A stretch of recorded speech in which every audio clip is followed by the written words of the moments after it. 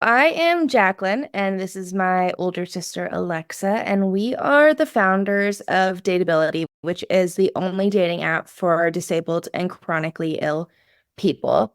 We also have 48% of our community um, identifies as queer, and that is an astounding number, but there is such a large intersectionality between disabled people and the queer community.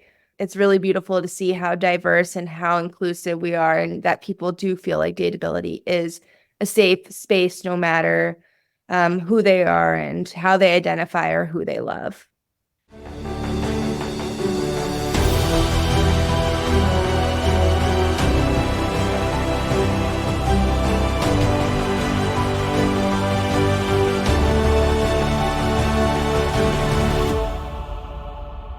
Today, dating when you have a disability or chronic illness. I'm Elton Sherwin, your host. Is it true that people with a disability or chronic illness are more likely to identify as queer? The Autism Research Center says, contemporary research on the intersection of autism, sexuality, and gender identity asserts that autistic individuals are more likely to identify as LGBTQ+ than the neurotypical population. Similarly, the prevalence of autism is higher among transgender people. That was from the Autism Research Center. Everybody needs love. But if you have a disability or a chronic illness, it can be especially hard to find a partner or a lover. But before we delve into this fascinating topic, let me tell you how this episode came to be. And to do that, I have to invite you behind the curtain and into my world. I produce 6 podcasts. Most people don't know that. 3 of them focus on queer, affirming, and sex-positive interpretations of the Bible. The Bible and Homosexuality is the most successful of these podcasts. The second is The Queer Christian, which is almost identical to the Bible and Homosexuality, but marketed and branded differently to attract a broader audience. And the third is our most recent addition to this family of affirming podcasts. And it is a Spanish version called La Biblia y la Homosexualidad. All 3 are available on major podcasting platforms. My other 3 podcasts are for the Rotary E-Club of Silicon Valley, which is the original source of today's podcast. Rotary is a non-religious service organization with a motto that is strikingly Christ-like: service above self. Rotarians are people who believe that helping others brings more joy to their lives than buying stuff for themselves. My Rotary, the E-Club of Silicon Valley, is one of 3,000 Rotary clubs. But it is unique within Rotary. Not only are its meetings online, but they're available as podcasts and YouTube videos any time of day. This makes us ideal for parents or young professionals, or people with long commutes, or for servicemen and women. We have a lot of members living outside of the U.S., and since we don't meet in person, our programs are also well suited for individuals living with a disability or chronic illness. Really anyone, anywhere in the world, for whom attending a weekly meeting just isn't realistic, but who enjoy hearing about positive change. Rotarians, 1 million do-gooders around the world. So every week, 52 weeks a year, rain or shine, I produce a 30-minute video podcast on Spotify and an audio podcast for Apple, Audible, and several other podcasting platforms. These are interesting stories from around the globe, and the name of that podcast is The Weekly Rotarian, which anyone can listen to. Recently, I produced a Rotary podcast that fascinated me. Most of them are fascinating, but I thought you would be interested in hearing this one, and I'm going to play that podcast in a moment. But before I do, let me mention the two other podcasts that I produce for the Rotary E-Club of Silicon Valley. One is called Inspiring Solutions for a Better World. This is a best of series where we take the best presentations and interviews from prior years and we podcast them. Inspiring Solutions is the exact opposite of the evening news. It features people and organizations who've done something positive or inspiring in the world. Finally, my newest podcast, which I am very excited about and hope you will love, is called Development Success Stories. These are presentations and interviews with people who have successfully improved the well-being of a community. Many of these stories could be replicated, and some are ridiculously inexpensive compared to the economic and health benefits they provide. So my club decided to share these stories as podcasts. Development Success Stories. I hope you will try this exciting series. I will put all 6 podcast names and their links at the very end of the podcast notes. Now, without further ado, let me turn to today's fascinating story. You'll hear about a minute of intro from our Rotary Club's host, Rushton Hurley, and then he will hand it over to Jacqueline and Alexa and their story. Welcome, everybody. This is the Rotary E-Club of Silicon Valley. Every week we bring the stories of people who are making the world a better place, locally, globally, and digitally. We think that's a cool way to be thinking about your own possibilities. And as a Rotary Club, as a service organization, that thing of getting together with others who share an interest in improving communities, it's part of the energy that we enjoy so much, right? You know, there are all these people. They bring together like their time, talent, and treasure to make life better for others. That's a good way to spend time. If you're interested in that kind of thing, you can learn more about Rotary specifically at rotary.org or our club at rotary.cool. I love that you can do that. Now, as we think about this, first of all, I'm about to hand it over to our speakers. We've got a fantastic interview and presentation coming up.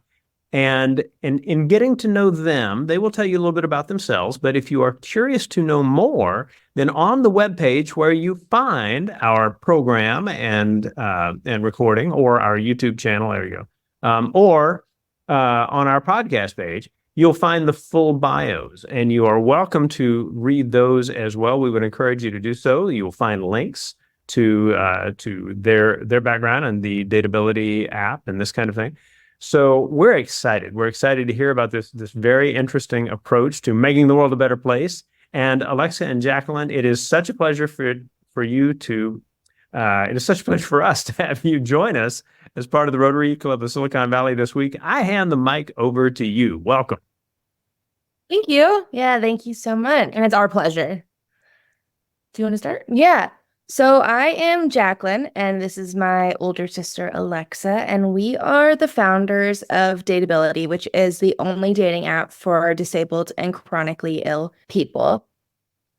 So this story of how we came up with Dateability starts in around 2009 when I was 14 years old. I developed various chronic illnesses after a seemingly healthy childhood.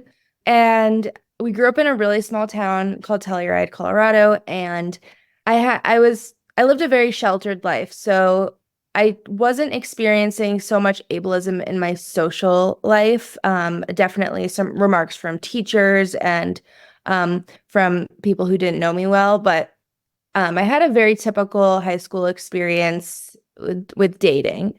Then I went off to college, and of course you're in another bubble, and that was fine. And then once I graduated college, I moved to Denver with Alexa, and I signed up for the mainstream dating apps. And part of my chronic illnesses and disabilities is extreme joint pain, fatigue, lots of digestive issues, really symptoms from my head to my toes.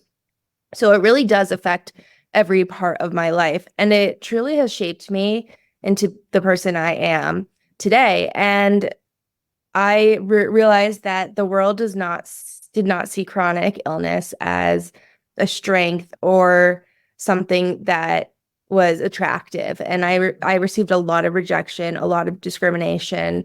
Um, for example, people would tell me not to have biological children because I could pass on my chronic illnesses, or they would tell their families about me, and then their families would give them a warning not to date me because I would be a burden. So that was really difficult. And obviously, after you're being told so many times that you are unworthy of a relationship because of this thing that you can't control, you start to believe it. And so my self-esteem was really affected by my dating experiences, and I became sort of a shell of myself. And I really tried to isolate myself as best as I could, and I did not have any confidence. And then back in 2021, and we're still on lockdown in this sort of level playing field, I felt like, with everyone. Everyone sort of got a glimpse into my world of isolation. I had to make the difficult decision with my medical team to get a feeding tube placed, and my feeding tube is placed in my abdomen, and I basically get most of my nutrition from there. And so I don't eat 3 meals a day. I don't eat as a typical person would. And when I do eat, I have major consequences with puking. And that freaked both of us out and how that would affect my social life. So I had reiterated to Alexa that I wish there was a place where I could meet people like me who wouldn't be freaked out about me having a chronic illness or having a feeding tube, and that they would just be a little more understanding. And Alexa suggested that we make this place ourselves, and that's exactly what we did. And so I had my surgery on November 10th, 2021, and we are in the hospital room. I was there for a week, and we got our notebooks out, started drawing up what we wanted the app to look like. And neither of us had any experience with this. So we just went with our gut instincts and was like, oh, okay, I guess you have to design an app and then eventually find someone to build it, because neither of us are technical. And that's what we did. And then so we launched on October 21st, 2022. And so we launched, like Jacqueline said, in October, a year and a half ago. And what we wanted to do with the app was bring in our favorite aspects of the other dating apps, which we had both been on before. And so, for example, the liking and matching with people in order to message them mechanism, we liked that. Grindr has a user-driven algorithm, and we wanted to adopt that. We wanted our users to be able to choose for themselves who they wanted to match with, and not necessarily leave it up to AI to figure out who's most compatible, because in our experiences, those weren't working for us on the other apps. The other thing that we wanted to make just the issue of disclosure easier. We wanted to solve that problem. So when Jacqueline was dating, a lot of times she would struggle with, how do I tell someone I'm disabled? When do I tell them, and how will they respond? And the disclosure aspect really caused her a lot of anxiety. And we've heard that from so many people in this community, that the disclosure aspect is one of the hardest, just that anticipation. And so we created a Dateability Deet section, which is an extensive list of broad terms like wheelchair user, immunocompromised, food allergy, and that goes on the user's profile under their basic information. And it's a really neutral way of disclosing one's chronic illness or disability. It's really reduces the anxiety. You get to be able to tell other users, like, this is the situation, without getting into the nitty-gritty. And I think it really creates a basic level of understanding and respect without having to have that conversation that so many feel might be kind of intrusive or uncomfortable, at least in the very beginning. And so, for example, Jacqueline would have chronic pain and chronic fatigue on her Dateability Deet section. And so somebody looking at that who matches with her isn't going to go ask her to climb a 14er next weekend, because they know that that's not doable for her. And so she doesn't, they don't have to have that back and forth about what plans to do. They can make accommodations and figure out a plan that works for both of them together. And so it's seamless. We also have image descriptions on the photos, which a lot of the apps don't have. We have a profile verification function that really helps enhance safety. And really, we're trying to make the tech and the app itself accessible in addition to our mission of making love accessible. Since launching, we have almost 20,000 users, several success stories. They're all over North America. Some have started out as long distance. Some happen to live in the same city as each other. And the disabilities are so diverse. So, disabled and chronically ill people make up the world's largest minority. And I think a lot of people forget that, or they think that disability only looks one way. And that's really not true. One of our success stories, they are both on the autism spectrum. Another success story, he has cerebral palsy and his partner has a limb difference and psychiatric disabilities. Another success story has chronic illness. Another one was disabled in a bicycle crash and her partner has Parkinson's. And so it's really, very diverse. There's a variety of disabilities. But the common theme among all these people is that they want love, they're worthy of love, they want intimacy. And I think that's something that the rest of the world forgets and takes for granted. And I know as someone who's not disabled, the world is so accessible to me. I can just, if I wanted to, go out to a brewery on a Saturday and meet all these people. And it's just not like that for a lot of people. And it wasn't like that for Jacqueline. And so while we set out to solve this problem that she was experiencing, really, we have undertaken a larger problem and are seeking out to to change the social experiences of the disabled community. And we're very excited. Yeah. And, we really do see ourselves changing the world for good. And because so many people undervalue connection and they don't realize just how many aspects of life loneliness can affect. And we see this loneliness epidemic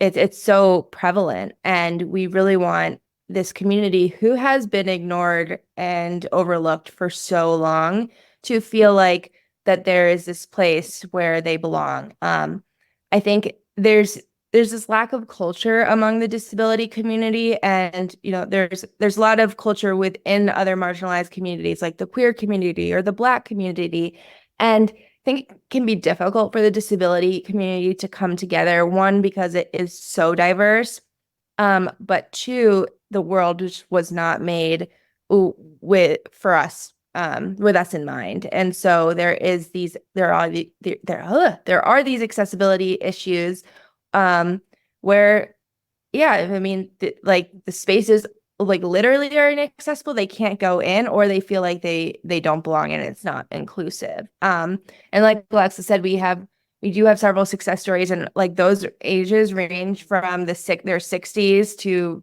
early 20s. And so that's really great. We've seen this large influx of older people, and which shocked us, because someone once told us, you either age into disability or you die young. And that really was profound. And unfortunately, we learned that ableism does not stop when you reach a certain age. We've heard from a lot of users who are in that age group that people are still judgmental and they still will discriminate against you. And so we're really pleased that we have offered this platform for people to connect, and that it's truly working, and that the proof is in the pudding. But another aspect of Dateability and the movement we are promoting is increasing the representation of disabled entrepreneurs. It can be really hard to be a disabled entrepreneur, but it's possible. And I never thought it could be. I always felt like, I do struggle with a lack of energy and fatigue, and just having so much unpredictability with my chronic illnesses. So I was like, oh, there's no way I could run a business like this. But I've realized that I can, and that I just have to adjust and adapt. And really talking about it is important for us, and having other people who are in the disability community realize that they can do it, but also having people outside of the community realize that disabled people are good employees,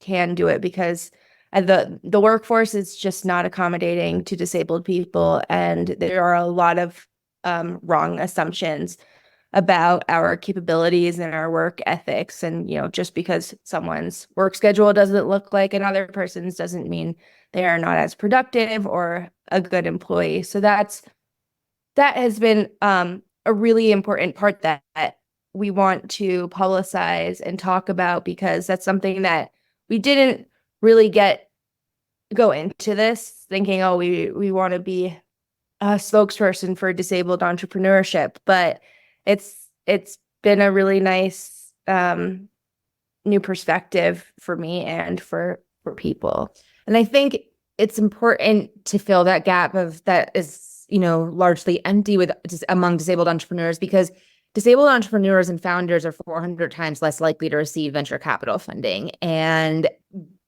I think women founders received, I think it was 2.5% of all the venture capital funding last year. So if you combine female and disabled founders together into one, there's like no venture capital funding for us. And I really thought going into it naively so that we would be the exception because we are the only players in this space.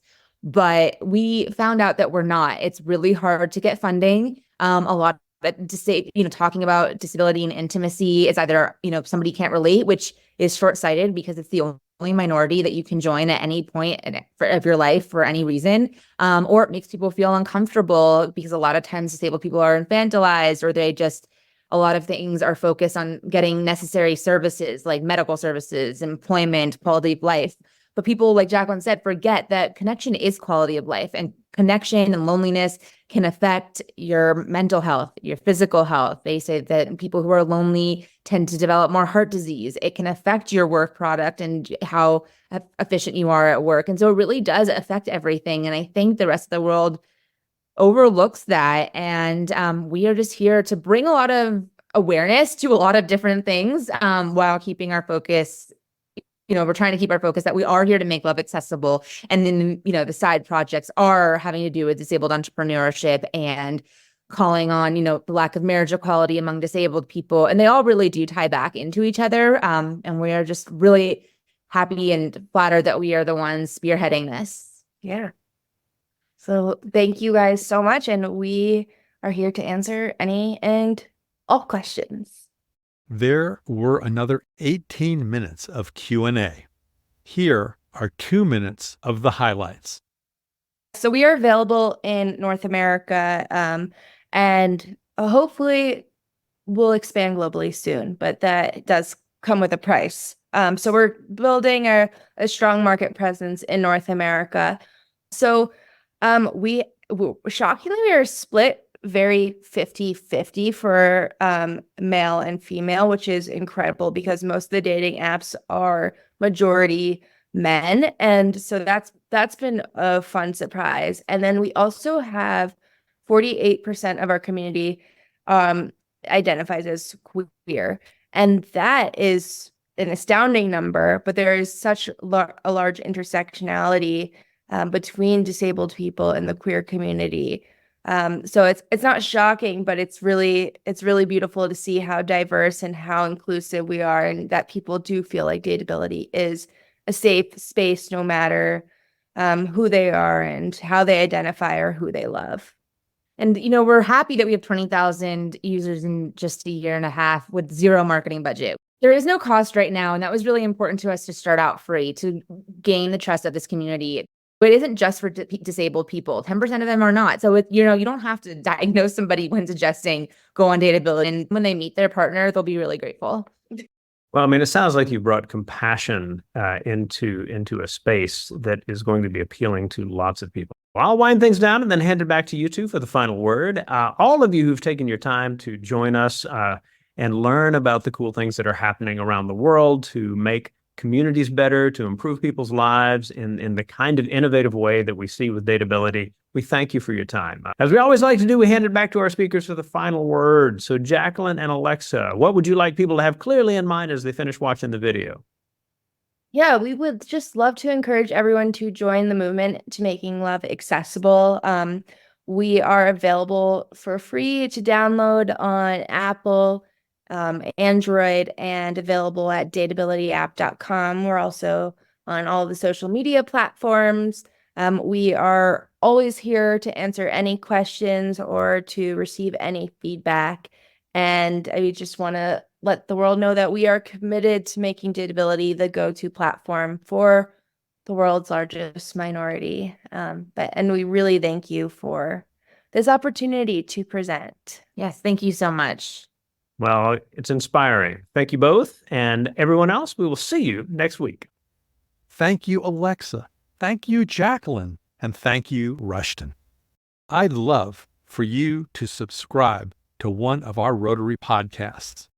I recommend starting with development success stories or inspiring solutions for a better world. I will put the names and the links at the end of the podcast notes. This is Elton Sherwin. Stay safe, stay brave, and God bless.